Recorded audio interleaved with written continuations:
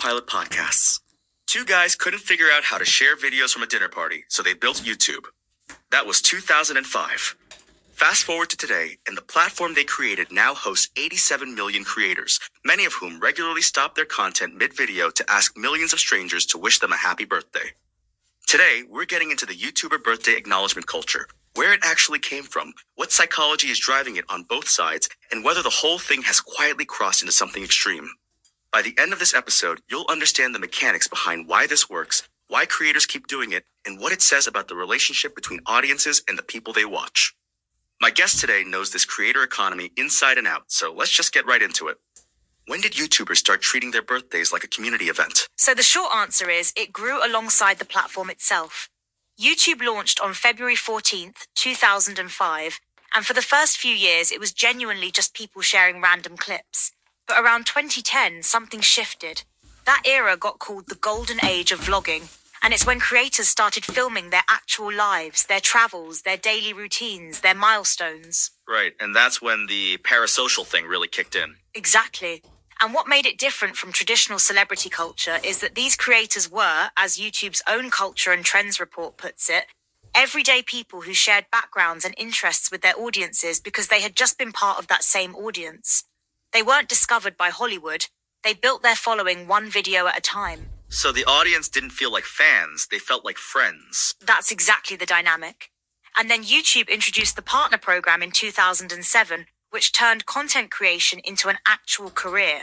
According to YouTube's own data, the Partner Program paid out more than $70 billion from 2021 to 2023 alone. So now you have people whose entire livelihood depends on maintaining that intimate, friend-like connection with their audience. $70 billion. That's not a hobby anymore. Not even close. And that financial reality changes everything about how creators behave. Every engagement signal matters: comments, likes, watch time. And birthdays. Birthdays are a perfect engagement event. They're personal, they're emotional, and they give the audience a reason to show up and interact. Okay, but I want to push back a little here because there's a difference between a creator mentioning their birthday and a creator making it this whole production where you feel almost obligated to comment. When does it tip over? That's the real question, right? And I think the tipping point is when the ask stops being incidental and becomes the content itself. Like when the birthday acknowledgement is the reason for the video, not just a mention inside it. Yeah, and we've all seen that. The dedicated birthday video, the pinned comment asking people to say happy birthday, the community post countdown. And what makes it interesting is that this isn't random behavior. There's real psychology underneath it. Neurolaunch published a piece on the psychology of birthday celebrations, and they describe birthdays as, quote, annual software updates for our sense of self-worth. They're built-in moments for validation and reflection. Annual software updates. I love that framing. It's a good one. And the key insight is that when someone acknowledges your birthday, they're essentially saying your life has meaning and your presence makes a difference. That's a powerful message. Now imagine you're a creator with 2 million subscribers and you get that message from thousands of people simultaneously. That's gotta hit differently than a text from your mom. Completely differently. And there's a sociological concept that actually explains why it feels so amplified. The sociologist Emile Durkheim described something called collective effervescence, shared emotional experiences that strengthen group bonds. Birthday celebrations, according to research, create exactly that. When thousands of people all wish you happy birthday at once, it's not just validation, it's a collective ritual. Okay, so from the creator's side, I get it. The dopamine hit is real. But what about from the audience's side? Why do people actually participate? So this is where the trust dynamic becomes really important. IZEA put out their 2025 Trust in Influencer Marketing report, and one of the findings that stopped me was this. 85% of people trust posts from influencers more than content from traditional TV, film, or sports stars. That number was 61% just the year before. Wait, it jumped from 61 to 85% in 1 year? In 1 year.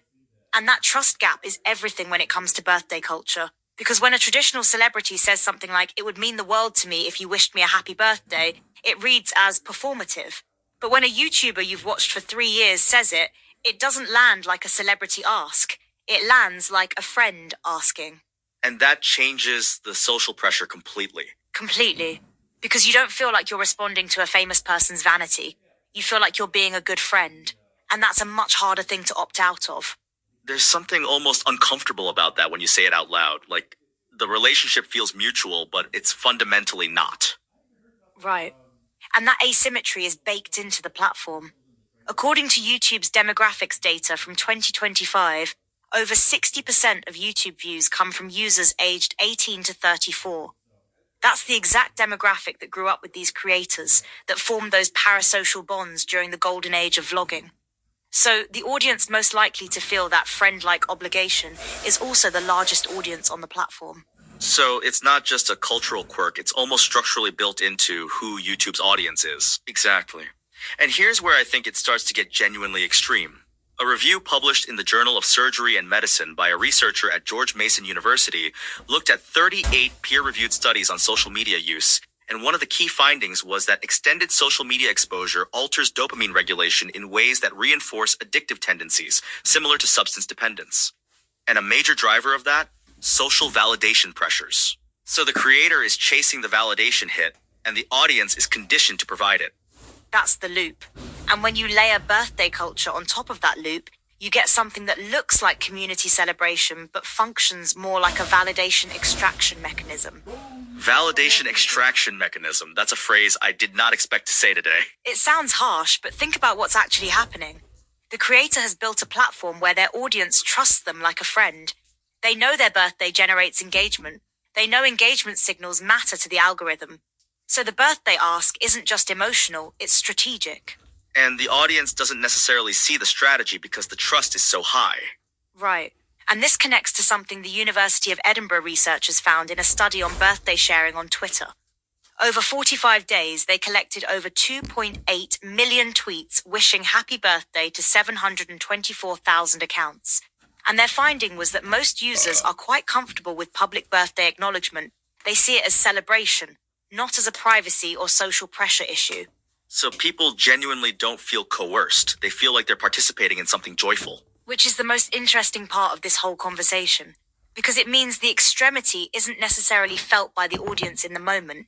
It's more visible from the outside when you look at the scale, the frequency, and the mechanics of how it's done. Can you give me a sense of that scale? Like, how big is the platform we're actually talking about? So, according to Social Blade, there are 87 million YouTube creators tracked on their platform alone. YouTube as a whole has over 2.7 billion active users globally as of 2025, and nearly 90% of US teens use YouTube more than any other social media platform. So when a creator with even a modest following asks for birthday wishes, they're potentially reaching hundreds of thousands of people, and the top creators are reaching tens of millions. MrBeast, who holds the Guinness World Record for most subscribers on YouTube, has an audience that dwarfs the population of most countries. When someone at that scale asks for birthday acknowledgement, it's not a personal moment anymore, it's a media event. And yet it's still packaged as personal. That's the tension. That's exactly the tension. And I think that's what makes it feel extreme to a lot of observers. It's not that any single birthday video is outrageous. It's that the cumulative effect, the scale, the emotional framing, the algorithmic incentive adds up to something that's qualitatively different from a friend posting on Instagram. I want to play devil's advocate here, though, because isn't there an argument that this is just community building? Like, birthdays have always been social rituals. Neurolaunch literally traces birthday celebrations back to ancient Egypt. That's a fair point, and it's worth taking seriously. Birthdays have always been about social connection and validation. The research is pretty clear that being acknowledged on your birthday has genuine psychological benefits. It boosts self-esteem, it reinforces belonging. Those aren't fake feelings just because they happen online. So the act itself isn't inherently manipulative. Not inherently, no. The question is about the power dynamic and the scale. When a creator with millions of followers frames their birthday as something their community needs to show up for, they're leveraging a level of trust and emotional connection that most people only have with a handful of close friends. That's a different thing. It's like the difference between a friend asking you to come to their birthday dinner and a boss asking you to come to their birthday dinner. That's actually a really good analogy, because in both cases you might genuinely want to go. But in one case, there's a power imbalance that changes the nature of the ask, even if neither party is consciously aware of it. And the audience doesn't always see the power imbalance because the creator has worked so hard to seem like a peer. which is, again, what makes influencer culture so different from traditional celebrity culture. The IZEA report found that 61% of respondents trust a sponsored post from an influencer more than a traditional celebrity endorsement. The intimacy is the product, and birthday culture is just one expression of that. Here's something I keep thinking about, though. YouTube itself just turned 21 this year, according to Guinness World Records. The platform was literally born because two of its founders couldn't figure out how to share videos from a dinner party. There's something almost poetic about a platform built on personal moments now being used to turn personal moments into mass engagement events. That's a great observation. And it tracks with how the platform has evolved. Guinness World Records noted that YouTube's content went from casual, quick videos shot on early devices to carefully staged, meticulously planned content that has become a full-time career for many. The birthday video is just the logical endpoint of that professionalization. Everything gets optimized eventually. Everything gets optimized. And the birthday is optimizable because it's emotionally resonant, it's recurring, and it generates a specific kind of engagement, comments, which signal to the algorithm that a video is driving conversation. So even the emotional sincerity of a birthday wish is, in some sense, feeding the machine. And that's not the audience's fault. They're genuinely participating in something that feels meaningful. The research on birthday psychology is clear. Acknowledging someone's birthday is a real act of social connection. The issue is that the platform has created conditions where that genuine human impulse gets harvested at scale. Harvested at scale. That's a pretty stark way to put it. It is, but I think it's accurate. And it connects to a broader concern that researchers have raised about social media platforms generally.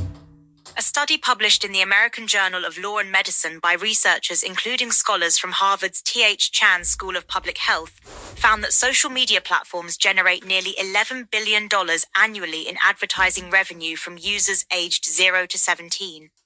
The economic incentive to keep users emotionally engaged is enormous. So the birthday culture isn't happening in a vacuum.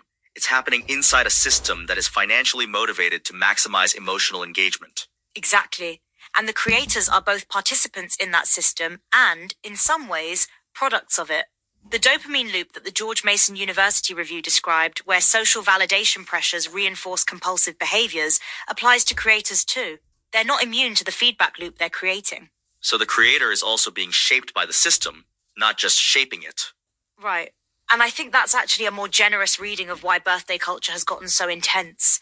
It's not necessarily that creators are cynically manipulating their audiences, it's that they've been conditioned by the same validation loops as everyone else, just at a much larger scale. That's a more sympathetic frame than I expected you to take. I think the truth is complicated. Some of it is genuine community building, some of it is strategic engagement optimization, and some of it is creators who have become so dependent on audience validation that they genuinely can't separate the two anymore. And the audience is left trying to figure out which one they're participating in. Which is why I think the question of whether it's become extreme is less about any individual creator and more about the overall culture. When birthday acknowledgement becomes an expected ritual, when not commenting feels like a social failure, that's when it's crossed a line. And do you think we're at that point? For certain corners of YouTube, yes. The communities around some creators have developed norms where participating in birthday events is part of being a good fan. And that's a subtle but real form of social pressure, even if it's self-imposed by the community rather than explicitly demanded by the creator. The community enforces it even when the creator doesn't have to. Which is actually how the most durable social norms work. They get internalized and then reproduced by the group without anyone at the top having to push them. Okay, so when you step back from all of this, the platform history, the psychology, the economics, the community dynamics, what does it actually come down to? Here's what I think it really comes down to. YouTube created something genuinely new, a relationship between creators and audiences that is more intimate than traditional celebrity culture, but less reciprocal than actual friendship. And birthday culture is where that tension becomes most visible. More intimate than celebrity, less reciprocal than friendship. That's the gap where all of this lives. And the psychology of birthdays, the validation, the collective effervescence, the sense of belonging, makes that gap feel smaller than it is. When you wish a creator happy birthday and they respond, even with a heart emoji, it feels like a real exchange. But it's happening at a scale that makes genuine reciprocity impossible. So the question for the audience is really about awareness. Not whether to participate, but whether you're doing it consciously. Exactly. And that's not a call to stop engaging. The research is clear that birthday acknowledgement has real psychological benefits for the person being celebrated and for the community doing the celebrating. The issue is when it becomes an obligation rather than a choice. And for creators, what's the takeaway there? I think the most sustainable creators are the ones who understand that the trust their audience gives them is genuinely precious, and that using it to generate engagement metrics, even around something as seemingly harmless as a birthday, erodes it over time. The 85% trust figure from IZEA is remarkable. But trust is not a renewable resource if you keep drawing on it without giving back. Trust is not a renewable resource if you keep drawing on it without giving back. That's gonna stick with me. And I think audiences are starting to feel that, even if they can't always articulate it. There's a reason some of the most beloved creators are the ones who seem genuinely surprised and grateful when their community shows up for them, rather than the ones who engineer it. The surprise matters. The gratitude has to feel real. And when it does feel real, it's actually a beautiful thing. The collective effervescence Durkheim described, that shared emotional experience that strengthens group bonds, that's genuinely valuable. Birthday culture at its best is a community saying, "We see you, and we're glad you exist." That's not nothing. So the problem isn't the birthday. The problem is the machinery around it. The problem is when the machinery becomes invisible. When the audience can't tell the difference between a creator who genuinely wants to share a moment and a creator who has calculated that a birthday video will spike their engagement numbers, that's when it tips from community into something more extractive. All right, here's what this really comes down to for me. YouTube was built on the idea that anyone could create and anyone could connect. That's still true. But 87 million creators later, the platform has also built an economy where emotional connection is currency, and birthdays are one of the most reliable ways to spend it. And the audience is both the bank and the customer. They hold the currency and they're the ones being sold to. Understanding that dynamic doesn't mean you have to stop participating. It just means you get to decide when and how you show up. Next time a creator you watch posts a birthday video, you'll know exactly what's happening underneath it. The dopamine loop, the trust economy, the collective effervescence, all of it. And you can